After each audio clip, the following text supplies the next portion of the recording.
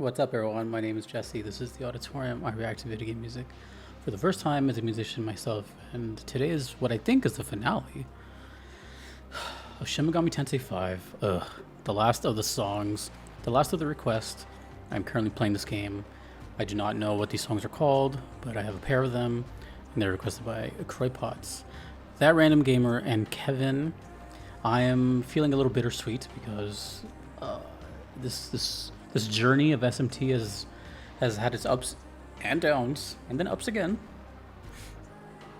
And I'm just gonna keep it brief. It's one of the best soundtracks I've heard, not only in video games but like in my life. So it's really good, and I'm really excited for these last two songs.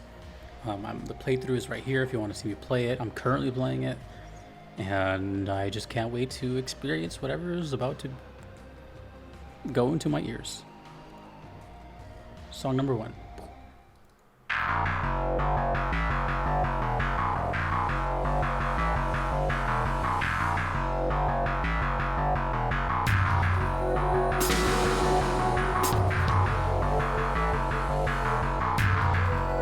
It's already sick as hell. It hasn't even started.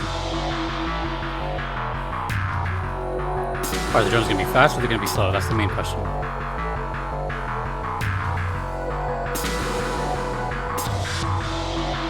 I'm kind of hoping they're fast and then they go slow.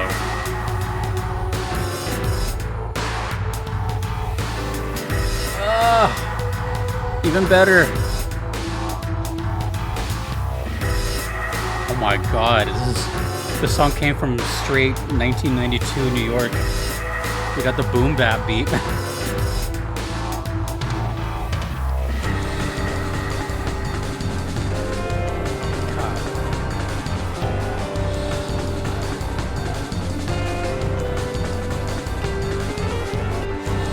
More people need to hear this soundtrack.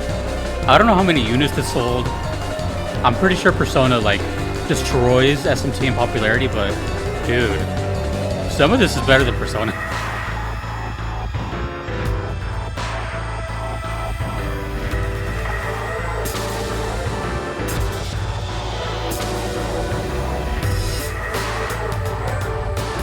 Do you know how long it's been since I've heard a boom bap? Let alone in a video game song?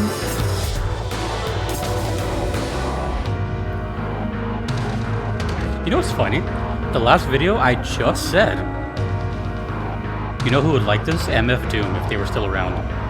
Case in point.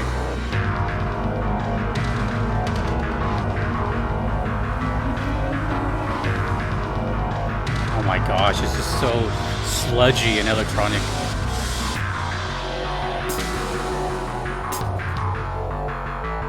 It's so bouncy. There's like zaps everywhere.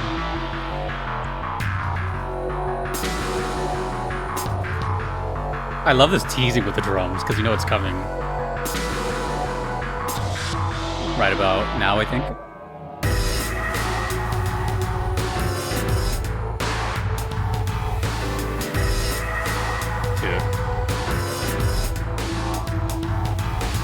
Putting on the shades again.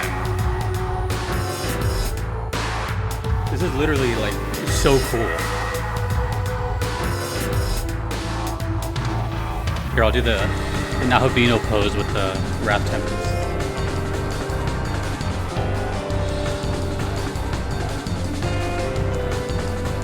Like even this is sick as hell. We have a crazy fast D&B beat with a, well, it was a slow piano, but not anymore.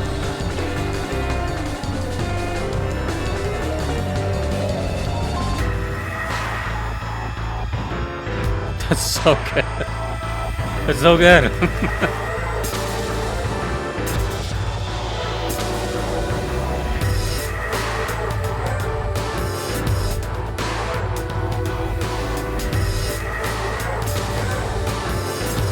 I can't believe I'm listening to a boom bap.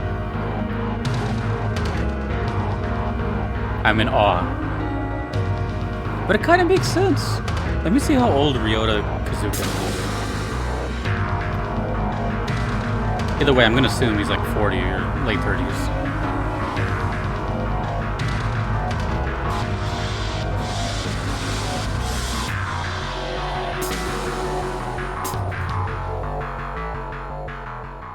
my gosh, dude. I'm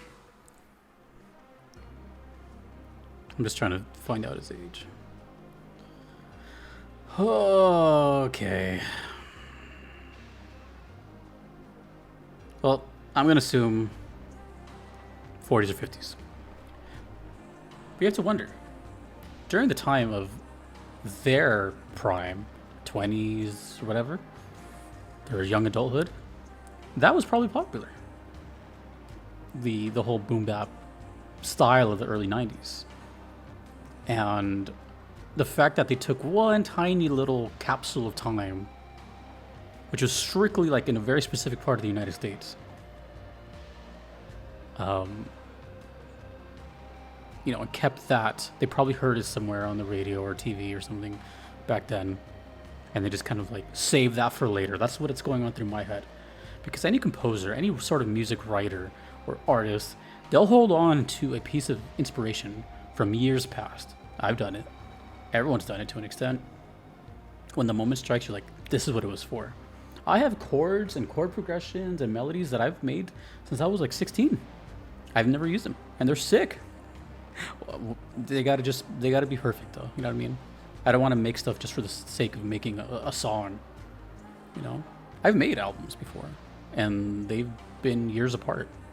So, I'm just trying to like see myself in this.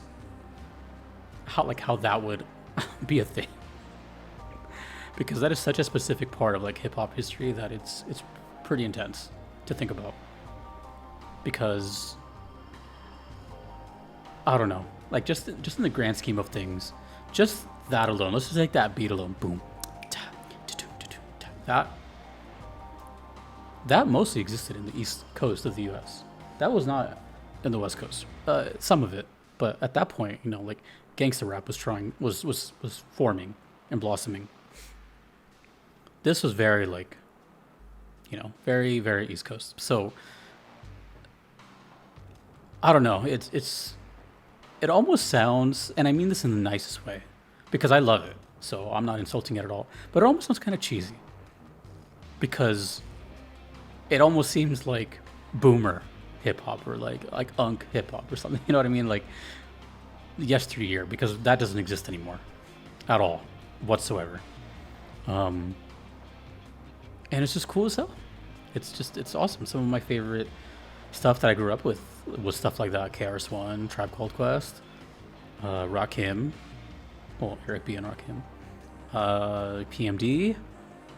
Who else? Damn, dude. Just all that, the whole like New York hip hop culture with the four elements and graffiti and wild style, all that. Just it's all coming back to me because it's just crazy.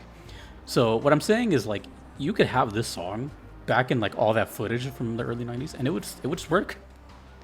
It would work, but it's not the whole song. It's a tiny little fragment, because then they go into the whole SMT weird vocal crap, which is amazing, and then they go into the D&B. Two prominent beats of the 90s, actually. So what I'm guessing here is whoever the composer was, which I think is Ryota, but I don't know. Whoever it was, clearly, they were, you know, a kid or young adult at this time when that stuff was popular, and they just retained it and used it for a rainy day, and the rainy day was SMT5. That was sick.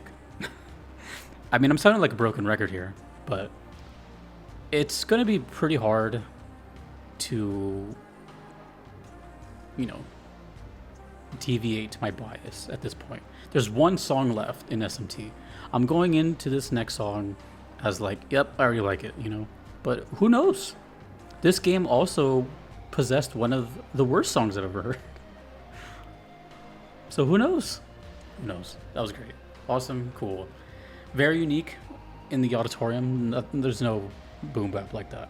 I think the only time I think I did anything close to that was like the Teenage Mutant Ninja Turtles Shredder's Revenge, I think it was that game. And that was made to sound like it was old school because it was like Wu-Tang. So there's another one, Wu-Tang. Okay. Oh my gosh. From New York as well. Where are they from? Staten Island? I forget. I always forget the boroughs. I want to say it's Staten Island. Anyways, the last song of SMT5 I'm sad. Let's go.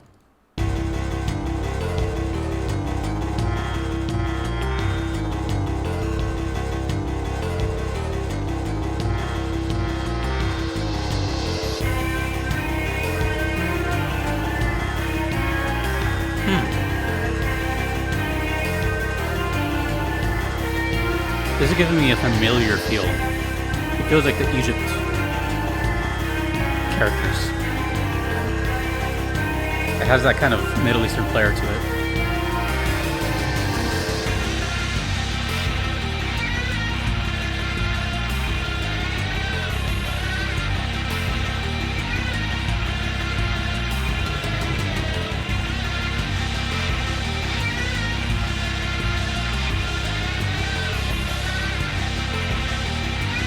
I don't know how many discs this game has, maybe like 4 or 3 or something like that. But I feel like the last couple, or the last disc is like, you could easily play them in an EDM show. And no one would bat an eye. Damn.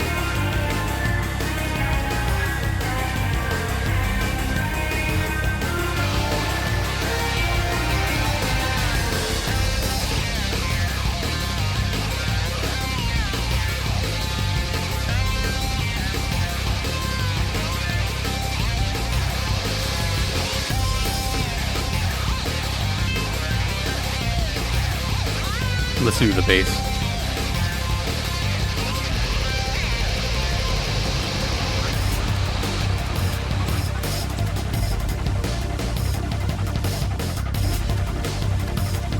Honestly, I haven't really brought this up too much, but the percussion in SMT is superb. There's so much variance to percussion in this game. And it's so snappy. Every time I say something, he changes the drums. He's changed it like 4 times within like 20 seconds. Try to follow along. Kick drum, kick drum. A sense of stability for once. Where's it going from here?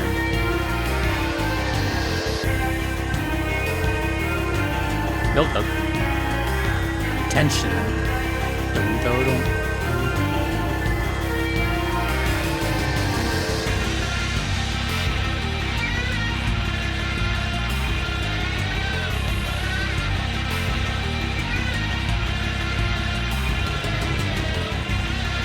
Interesting. The percussion actually took a back seat here. It's like really low and not the focus at all.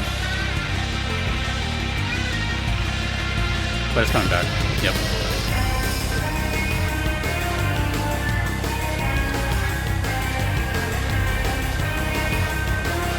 And yeah, it's still the same tempo. Da, da, da.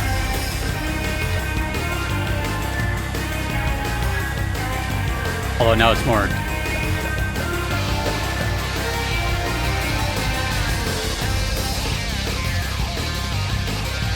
This is a fun song to keep time to.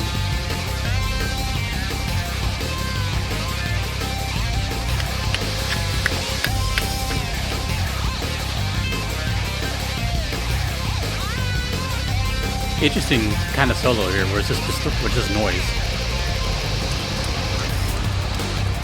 Nope. Doesn't change.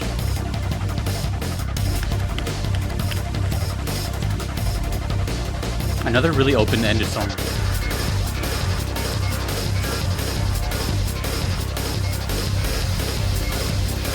That's so cool, man.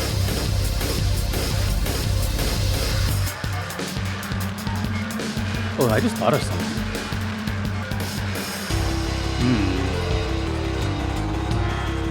Ooh. Now I'm kind of worried about something. I mean, these are all fantastic either way, so it's just a good time anyways. So one thing that just came across my mind in the past like 30 seconds. I wonder if at this point, if I've heard the final boss song, if it's any different from a final boss from the base route. You know, if it's unique to Vengeance. I don't know. You know, here's what makes SMT complicated, and I'm being transparent as hell in this. It's so unique that a lot of stuff can sound like final boss music in any other game. This, the last song, and the last two, whatever, you know what I mean? Like the last section of this game, a lot of it could just be regular final boss in any other game. So I wonder if when I do hear the final boss theme, if I've already heard it, if it actually stands out. That kind of, I don't know, that might go against it. That might be one of those two unique situations. And I don't know the name for this phenomenon, but I've compared it to here's a random example that comes to mind every now and then. No shade, but it's just something that's an example that I've thought of. Think of a famous band like Disturbed, who has very popular vocalist. Damien or Damon? I think it's Damien. Very unique voice. You know that oh wow. That's gonna get clipped. But that dude, very unique voice, right? Sticks out like crazy. Super cool and very whoa. But imagine hearing a whole album of it. It kind of oh okay, you know, that's cool. After a while. And then after years and years and years, I'm not just throwing them under the bus. I'm just saying for anyone, any vocalist. I'm using vocalist as an example this time, but you know, if the voice is so unique, think of Axl Rose from Guns N' Roses, you know. After a while, it kind of loses its luster. And I'm not saying SMT lost its luster, but what I'm getting at is I wonder if being so unique that it kind of overshadowed the potential for a super hard-hitting final boss. So I'm kind of nervous now because, for example, right now, what if I'm kind of nervous because what if I just heard it in the past 4 videos and my reaction was just kind of okay, cool, yeah, whatever, you know, instead of oh. Not that I ever do that anyways, but you know what I'm saying? SMT might be too unique. It might be too unique. It's a thing. It exists. But that's it. Damn. I don't even know when I started hearing SMT5. I should have pulled up the history. I don't know what my first song was from SMT5. I don't know what year it was. I don't know how many songs I've heard. I want to say I've heard at least 20? No. I think I've heard more than that. I think I've heard 25 songs from the soundtrack. Both bass and vengeance. And if I'm being honest, I kind of really want to hear the old stuff like Nocturne and 4. I'm really interested in hearing 4 again because I've heard so little from 4, but it kind of has the same feel as this a little bit. Nocturne feels like its own thing. I don't know, but that's it, and I'm gonna miss it. That's the end of SMT 5. There's still more on the channel. What a ride it's been. It's possessed one of my worst songs. And yeah. By the way, if you wanted to see what I'm talking about, I don't remember what episode it was. You can look at my playlist on my homepage. There's the VGM video game music reaction to context pipeline. It was either episode 1 or 2. I think it was 1. You could see my initial reaction to one of the songs. I don't even know the name of it. And then when I heard it in game, I was like, oh, well, that makes a whole lot of sense now. And even now, songs like this, well, not all of them. These are cool. These are cool regardless. But there are some songs in SMT where I'd be a little nervous to share with someone just blind because it's just so weird. But I like weird. Weird's good. This game was made for me.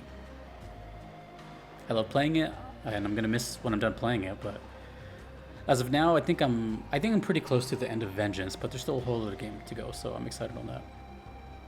And you know they made a good game when it makes it hard to put down. When I regret every fusion and it's hard to say goodbye to certain characters. I still have my technically second demon from the beginning of the game. Shout out Stupid Sexy Flanders. Mandrake.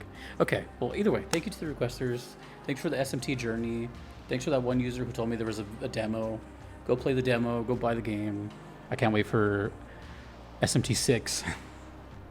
I've had a good run on starting games, and then soon enough a new game comes out. It's happened more than once. I think it's happened more than 4 times. So maybe I'm this lucky catalyst. SMT 6. Thank you to the requesters. Thanks to everyone you see on screen. Follow the VOD page, Jesse's VODs, and the stream is Hey Uncle Jesse. Thank you for SMT5. I will see you later.